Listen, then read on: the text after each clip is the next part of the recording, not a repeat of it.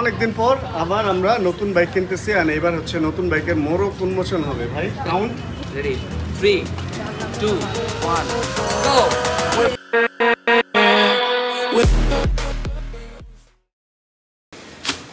Bike মনে হয় আমার উপর একটু রাগ, কারণ হচ্ছে আজকে 2 দিন পরে বাইকের কাছে যেতেছি অ্যান্ড কোনো ধোয়া মোছা কোনো কিছু হয় নাই। 2-3 দিন তো প্রচণ্ড বৃষ্টি হইতেছে, সবাই জানেন। আর আরেকটা ব্যাপার যেটা বৃষ্টির কারণে আমার ভিডিও একটু পিছিয়ে গেছে, মানে হয়তো 2 দিন পরে ভিডিওটা দেখতে পারবেন। আর আজকে যেটা বাইক কি ময়লা দেখেন অবস্থা, সব কিছু সিট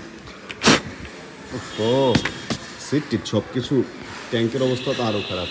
যাই হোক, আমাদের হচ্ছে কাছেই বাইক ধোয়ার ব্যবস্থা আছে, নিজস্ব মেশিনও আছে, ওইখান থেকে হয়তো ধুয়ে নিব। আর আজকে আমাদের যেটা মেইন উদ্দেশ্য সেটা হলো, গতকাল রাতে বৃষ্টির মধ্যে ভিজে আমার এক ভাই একটা বাইক নিয়ে আসছিল, বাইকটা লাল টুকটুকে, অ্যান্ড বাইকটা আমার এত পছন্দ হয়েছে, আমি চেষ্টা করতেছি হলো বাইকটা কিনে রাখার জন্য। অনেক দিন ধরে খুঁজতেছিলাম, অ্যান্ড এই বাইকটার মধ্যে কিছু জিনিস এমন স্পেশাল আছে যে যেরকমটা আমি চাইছিলাম ওরকমটাও এই বাইকের মধ্যে আছে। আজকে যাবো, দেখি বাইকটা যদি সব কিছু ঠিক থাকে, প্রাইসে যদি মিলে যায়, তাহলে একটা বাইক কেনার ইচ্ছা আছে। অ্যান্ড এখন আপাতত MT-15টা নিয়ে বের হইতেছি। আর ফার্স্টে যাবো হচ্ছে বাইক ফেরিতে, ওইখানে গিয়ে একটু বুদ্ধি পরামর্শ করবো অ্যান্ড খাওয়া দাওয়া করি নাই। অপু ভাই আসছে, অপু ভাইয়ের সাথে একটু খাওয়া দাওয়া করবো, দেন বাকি প্ল্যান। তবে ইনশাআল্লাহ দোয়া রাখবেন যাতে আজকে বাইকটা কেনা হয়। একবার যেহেতু প্রবলেম হয়েছে সাউন্ডে, এই জন্য সাউন্ড নিয়ে একটু সবসময় আতঙ্কের মধ্যে থাকি। ফার্স্ট রেকর্ডটাই মনে হয় সাউন্ড আসতেছিল না। আসলে এই থার্ড পার্টি ব্যাটারি যখন ইউজ করবেন গোপ্রো ক্যামেরাতে, তখন বিভিন্ন রকম সমস্যা হবে, এটাই হচ্ছে নর্মাল, এটা মেনে নিতেই হবে। অ্যান্ড এই অ্যাঙ্গেলটা মোটামুটি আমার ভালোই লাগতেছে, এই জন্য ভিডিওর ফার্স্ট একটু এই অ্যাঙ্গেলটা ব্যবহার করি। তো আগে সেট করে নিতে হয় যে কতটুকুর মধ্যে ভালো লাগে, অ্যান্ড মোটামুটি ভালোই লাগতেছে। আচ্ছা, বাইকটা কোল্ড স্টার্ট দিতে হবে। কোল্ড স্টার্ট বলতে আর কি, একটু স্টার্ট দিয়ে রাখতে হবে, কারণ হচ্ছে বাইকটা চালাইতেছি আজকে বললাম তো প্রায় 2 দিন বা 3 দিন পর। এর মধ্যে হেঁটে বেরোইছি, রিক্সায় বেরোইছি, গাড়িতে বেরোইছি, অন্য মানুষের বাইকে বেরোইছি। জীবনটা পুরা তেজপাতা আরেক রকম হয়ে গেছিলো বৃষ্টির কারণে। যাক, বৃষ্টি মোটামুটি কমছে, অ্যান্ড আমরা আশা রাখতে পারি যে আর হয়তো বৃষ্টি হবে গুড়ি গুড়ি ওরকম, বাট ডুবাইয়া দেওয়া বৃষ্টি হবে না। চলেন এটা রেকর্ড দিই। Ready 3 2 1 and go. ওইটাও স্টার্ট হয়ে গেছে। এবার চলেন আমরা রওনা হই। হোক বাইক ময়লা হইলেও একটা ব্যাপার কি জানেন, বাইক আসলে যত ময়লাই হোক ভ্লগে বোঝা যায় একটু কম, আবার অনেক সময় খুব পরিষ্কার হইলেও ওইটাও ভ্লগে বোঝা যায় একটু কম। ক্যামেরার কিছু ল্যাগ তো থাকবেই, সব কিছু তো আর একদম সাধারণ দৃষ্টির মতো দেখা যাবে না। বৃষ্টি টিষ্টি হওয়াতে আবহাওয়াটা খুব ফ্রেশ হয়ে গেছে, একদম কীরকম একটা মানে একদম অন্যরকম একটা ফ্রেশ ব্যাপার লাগতেছে, মনে হইতেছে কি যেন মনে হইতেছে। আচ্ছা, চিপা দিয়ে চলে যাই নাকি মেন রোড দিয়ে যাবো? না, চিপা দিয়েই যাই, একটু চিপা চাপায় ঘুরি না। এই স্যান্ডেলগুলো তো সুন্দর। শু হয়ে আমাকে একটা কথা সবসময় বলে, আমি এই ভ্যান ট্যান যেখানে স্যান্ডেল বা জুতার দোকান দেখি, কেন যেন স্যান্ডেল আমার অনেক পছন্দ। আমি স্যান্ডেলের দোকান দেখলে একটু দাঁড়ায় যাই, একটু দেখার চেষ্টা করি, অ্যান্ড অদ্ভুত স্যান্ডেল আমি পরি। এই যে যেমন এই যে স্যান্ডেলটা পরে আছি, কি বাব্বার না রাব্বার কি যেন কোম্পানি, বাবার মনে হয়, বাবার না রাবার। আরেকটা আমার কোম্পানি আছে জানেন, আমার যদি কোনো কিছু হয় ওটা কি বলবেন, রানার। এই রিক্সাটা কার? রানার। ওই বাইকটা কার? রানার। তাহলে রানার বাইক আমার না, রানার। যাই হোক, এই বাবার বা যাই হোক, এই স্যান্ডেলটা আমি কিনছিলাম ভ্যান থেকে, অ্যান্ড মেবি 120 বা 140 টাকায় নিচ্ছিল। 200 টাকার নিচেই ছিল দাম, বা 150 টাকার নিচেই মনে হয়েছিল। এরকম অদ্ভুত কম দামি স্যান্ডেলগুলো আমি কিনি এবং বেশ ভালো লাস্টিং করে। অ্যান্ড আমার কাছে এগুলা খুব মানে স্যান্ডেল ভাই, আমি প্রথম আমার লাইফের ফ্রেশ ট্যুর হচ্ছে, বিদেশ ট্যুর হচ্ছে সিঙ্গাপুর। অ্যান্ড আমি ওই যে কুরিল থেকে একটা 120 টাকা দিয়ে 125 টাকা দিয়ে একটা স্যান্ডেল কিনছিলাম এক জোড়া, অ্যান্ড ওইটা পরে আমি সিঙ্গাপুর যাওয়া আসা অ্যান্ড ফুল ট্যুর করে ফেলছি। আমার হচ্ছে অবস্থাটা এরকম, অল্প দামে আমি মজার সুন্দর স্যান্ডেল কিনি, অ্যান্ড ব্যাপারটা আমি নিজেই অনেক এনজয় করি। আচ্ছা, চলেন আমরা আর এদিকে রাস্তায় সময় নষ্ট না করি, কারণ অপু ভাইয়ের নাকি অনেক ক্ষুধা লাগছে, অ্যান্ড মূলত আমার নিজেরও অনেক বেশি ক্ষুধা লাগছে।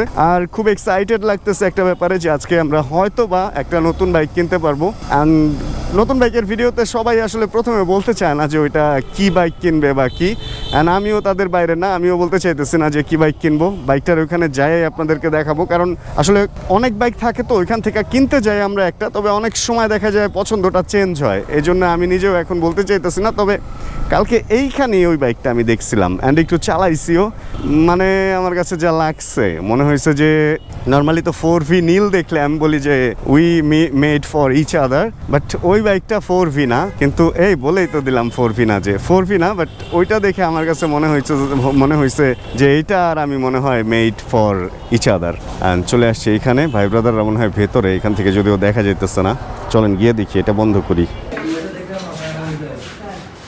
খাওয়া দাওয়া মোটামুটি আমাদের হইতেছে শেষ, বেশ মজার একটা খাবার খাইছি ভাই, তাই না? খাবার ইয়েস, প্রাণচঞ্চল একটা খাবার ছিল, মানে যেমন ছিল গরুর ভর্তা, মুরগি গরুর ভর্তা, মানে গরুর ভর্তা বলতেছি মানে বিভিন্ন ধরনের ভর্তা আর কি।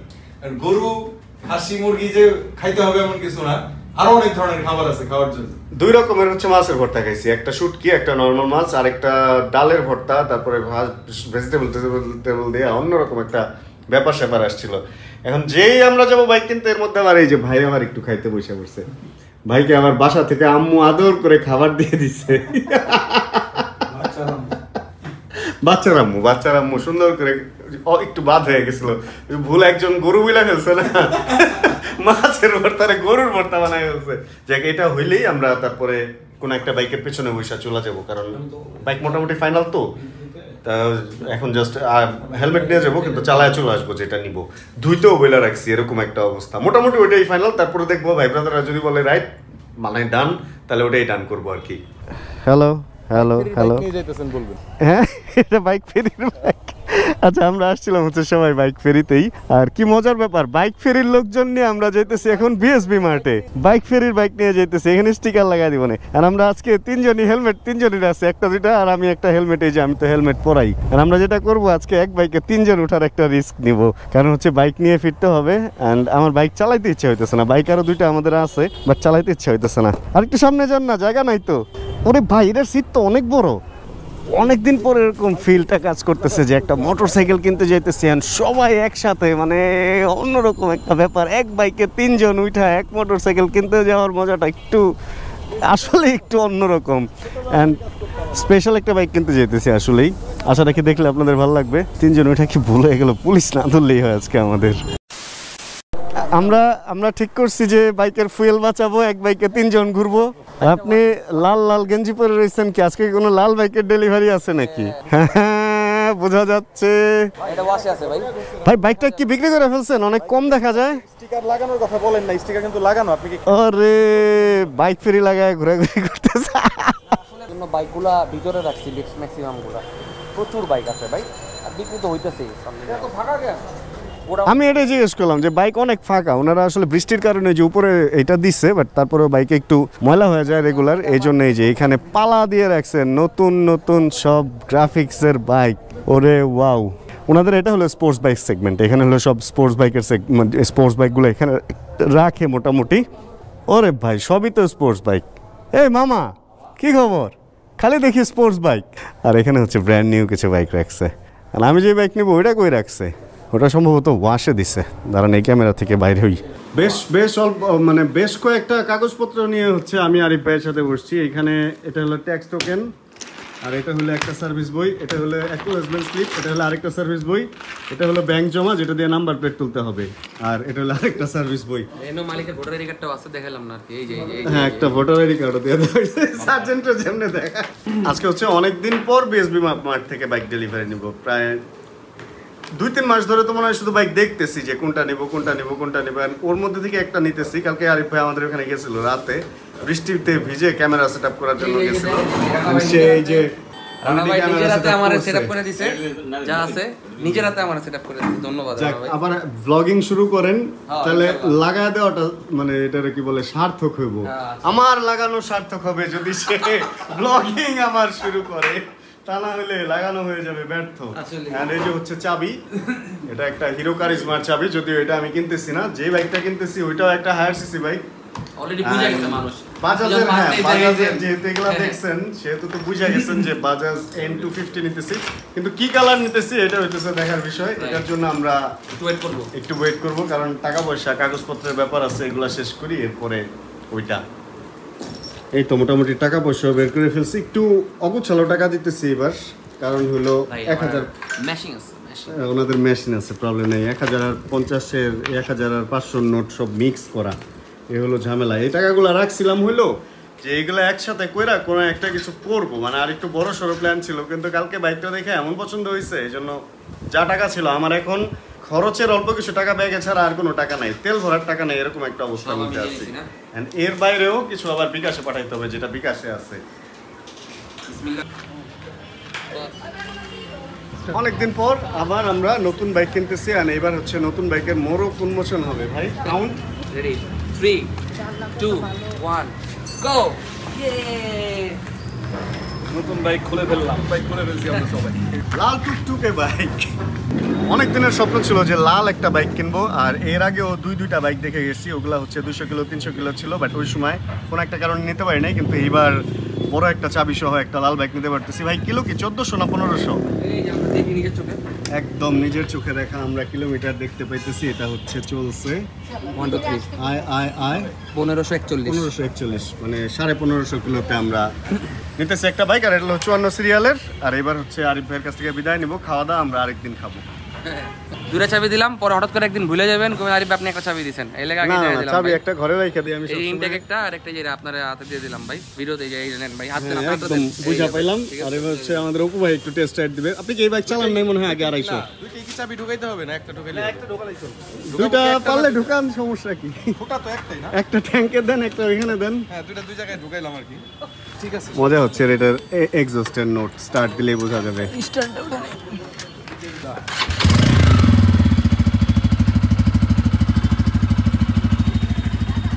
ভালোই তো লাগে সাউন্ডটা। হ্যাঁ, আপনি নেবেন না আমি নিয়ে চলে যাবো? নিয়ে যান। ঠিক আছে। হাফ লিটার দিয়ে দেন না ফুয়েল, যদি আবার রাস্তায় বন্ধ হলে ধাক্কাই দেবো, তা নাহলে ফুয়েল নাই, সাথে পাইপ নাই, কিচ্ছু নাই। রেকর্ড হয় কিনা, আর এটার মধ্যে অনেক শক্ত, রেকর্ড হয় কিনা একটু যে কোনো একটা লুকিং গ্লাসে আমার দেখে নিতে হবে, কারণ নতুন বাইকের প্রথম শুটে যদি রেকর্ড না হয় মানিজ্যটা একদমই থাকবে না। এই কি করে সাউন্ডটা জোস বাইকের। আর আরেকটা ব্যাপার হচ্ছে, নতুন এই বাইকে ওঠার পর ক্যামেরার অ্যাডজাস্টমেন্ট কীরকম কি আমি বুঝতেছি না। এই লুকিং গ্লাসটা ক্যামেরায় দেখতে কেমন লাগতেছে সেটাও আমি জানি না, যদিও এমনিতে লুকিং গ্লাসের ভিজিবিলিটি মোটামুটি ভালো। আর এসেই পড়ছি জ্যামে, অ্যান্ড বেশ কম্প্যাক্ট মনে হইতেছে। লুকিং গ্লাসটা ছোট করাতে বাইকটারে ছোট লাগতেছে, মনে হইতেছে যে শান্তিতেই মনে হয় এটা নিয়ে সফর হবে।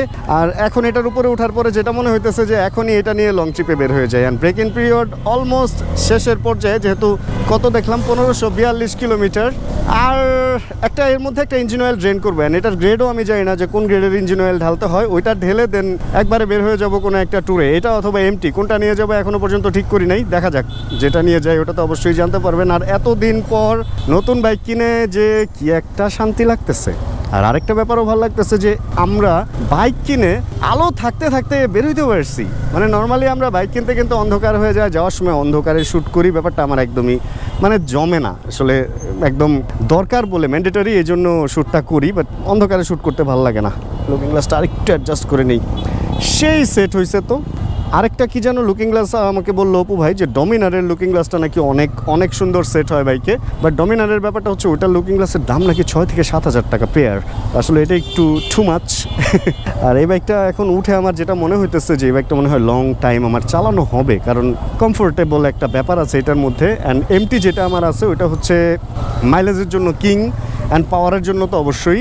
আর এটা হচ্ছে পাওয়ার, অ্যান্ড এটার মাইলেজটা মনে হয় একটু কম পাবো, এমটি থেকে তো অবশ্যই কম পাবো, কারণ 100 সিসির একটা ডিফারেন্স আছে তো আছেই। দেখা যাক কীরকম কি মাইলেজ পাই, কয়েকদিন শহরে চালা একটু মাইলেজটা বুঝি। আজকে ট্যাঙ্কটা ফুল করি রাতে, অ্যান্ড দেন তারপরে হচ্ছে বাকি ব্যাপার। বাট এখন তেল এত কম আছে যে আমার হালকা পাতলা একটু তেল নিয়ে মোটামুটি এটার গলাটা একটু ভিজায় নিতে হবে, তা না হলে আবার ঝামেলা। তবে টান দিতেই ভালো লাগতেছে। অ্যান্ড ডুয়েল চ্যানেল এবিএস একটা বাইক কেনার ইচ্ছা ছিল, এইটার মাধ্যমে ওইটাও পূরণ হয়ে গেল ভাই। ও রে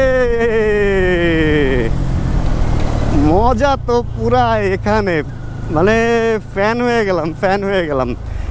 this is not the first time যে আমি আসলে এই বাইক চালাইতেছি, আমি এর আগেও অনেক চালাইছি, বাট নিজের তো আসলে ছিল না। এটার মধ্যে একটা নিজস্বতা আছে, সব মিলা ভাই আমার যে কেমন লাগতেছে আপনাদের কি বলবো, অনেক একটা উন্মাদনা কাজ করতেছে, এক্সাইটমেন্ট কাজ করতেছে, সে একটা ফিল লাগতেছে, মনে হইতেছে সবাই ফোন দিয়ে আয় না দেখাই যে লাল একটা বাইক কিনছি আমি।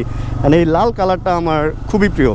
আমার লাইফের সেকেন্ড বাইক ছিল হচ্ছে পালসার, ফার্স্টেরটা ইয়ামাহার ছিল, আর এখন ওই দুইটা ব্র্যান্ডের বাইকই আমার কাছে আছে, এক হচ্ছে ইয়ামাহার এমটি এবং পালসারের N250। আর যেটা বলতেছিলাম, ফার্স্ট বাইকটা ইয়ামাহা লিভারো G5 ছিল, অ্যান্ড ওর পরে আমি মনে হলো যে আরেকটু দামি একটা বাইক কিনি, অ্যান্ড তারপরে 150 সিসির একটা বাইক কিনি। দেন তখন হচ্ছে নতুন নতুন পালসার বাংলাদেশে আসে, স্পোকের চাকার লাল রঙের পালসারটাই তখন আমি কিনছিলাম। সালটা আমার এক্স্যাক্ট খেয়াল নাই, অ্যান্ড ওটা নিয়েও অনেক ঘুরছি ফিরছি। আর ওটার মধ্যে এক সাইজ বড় অফ রোডিং টায়ার লাগানো ছিল, ভাই অন্যরকম একটা ফিল ছিল তখন। অ্যান্ড ওই ফিলটাই মনে হইতেছে যে আমার কাছে আবার ফেরত আসছে। অ্যান্ড এটার সাসপেনশন ফিডব্যাক অনেক ভালো, ভাঙ্গা টাঙ্গায় মোটামুটি খুব সুন্দর লাফায় টাফায় চলে যেতে পারতেছি। ভাল লাগতেছে ভাই, সত্যি কথা ভাল লাগতেছে। আর মনে হইতেছে যে পয়সা উসুল একটা বাইক কেনা হয়েছে। বাট এখানে আসার পরে যে বড় জ্যাম, মানে সিগন্যাল দেখতেছি, মনে হইতেছে পয়সা তো উসুল। বাট আচ্ছা, এখান থেকে একটু ফুয়েলটা নিয়ে বের হই। অনলি 200 টাকার ফুয়েল নিতেছি। ওরে এত দূর আসে, বাহ। খোলো বাবা, এই যে টাকা। অল্প একটু ফুয়েল নিয়ে রাখি, কারণ বুঝেনি তো রাস্তায় বন্ধ হয়ে গেলে এরকম ভারী একটা বাইক টানাটা ঠেলাটা আসলে একটু টাফ হয়ে যাবে।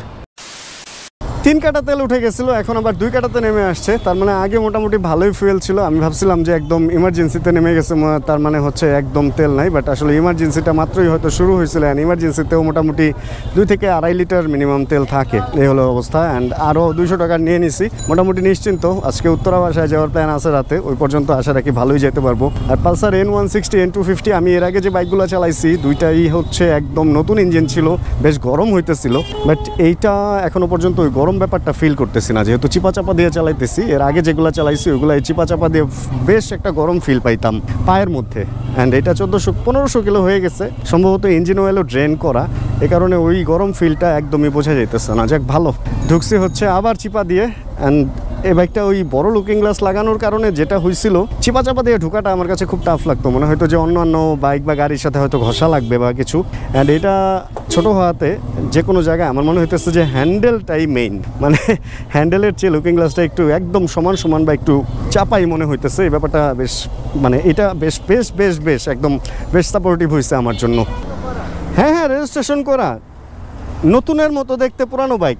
এই একটা লাল, ওই একটা লাল, এটা চলছে 1500 কত যেন, 1550-র মতো। ও দেখতেই ভালো লাগতেছে। অ্যান্ড ডিআরএলগুলো কোনোভাবে অফ করা কিনা বুঝতেছি না। এটা সাথেই তো বাজাজ সার্ভিস সেন্টার দেখায় নিব একটু পরেই। অ্যান্ড ফাইনালি হচ্ছে বাসায় চলে আসছি, বাইকটাকে ঢুকায় রাখছি হচ্ছে পার্কিংয়ে। আর ভিডিওটা আজকে একটু বড় হয়ে গেছে, থ্যাংক ইউ এতক্ষণ পর্যন্ত ধৈর্য নিয়ে এই ভিডিওটা দেখার জন্য। আর ধন্যবাদ বিএসবি মার্টকে, ধন্যবাদ হচ্ছে শুভ ভাইকে, অ্যানব ভাইকে, যারা আমার সাথে গেছিলো বাইক কেনার সময়। অ্যান্ড সবচেয়ে বেশি ধন্যবাদ যদি দিতে হয় সেটা হলো আপনাদেরকে, কারণ আপনাদের এই সাপোর্টটা আছে বলেই এখনো পর্যন্ত নতুন নতুন বাইক কিনে ভিডিও করার সুযোগ পাইতেছি, অ্যান্ড আপনাদের সাথে বিভিন্ন এক্সপিরিয়েন্স শেয়ার করার সুযোগ পাচ্ছি। এই জন্য আরও একবার ধন্যবাদ আপনাদেরকে। অ্যান্ড এরকমই সাপোর্ট করতে থাকবেন, তাহলে অনেক অনেক দূর পর্যন্ত আমরা একসাথে যেতে পারবো। তাহলে আজকের এই ভিডিও থেকে এখানে বিদায় নিয়ে হোক রাখতেছি। ভিডিওটা আপনাদের ভালো লাগছে, যদি ভিডিও ভালো লাগে প্লিজ একটা লাইক দিয়ে দিন। চ্যানেলে নতুন হলে প্লিজ সাবস্ক্রাইব করে আমাদের ফ্যামিলি মেম্বার হয়ে যাবেন প্লিজ। আর জানাবেন কে কোন জায়গা থেকে ভিডিও দেখছেন। তাহলে দেখা যাচ্ছে আবার সামনে কোনো নতুন ভিডিওতে নতুন কোনো বাইকের সাথে। এই নতুন বাইকের সাথে ভিডিও তো অবশ্যই হবে ইনশাআল্লাহ। তাহলে আজকের মতো এতটুকুই। আর যতক্ষণ পরবর্তী ভিডিও নিয়ে আমি না আসতেছি, ততক্ষণ ইনশাআল্লাহ আমরা থাকবো ভালো, আমরা থাকবো সুস্থ, এবং ইনশাআল্লাহ আমরা সবাই করতে থাকবো chill chill bro. Check the mic and make sure it sound right, boy.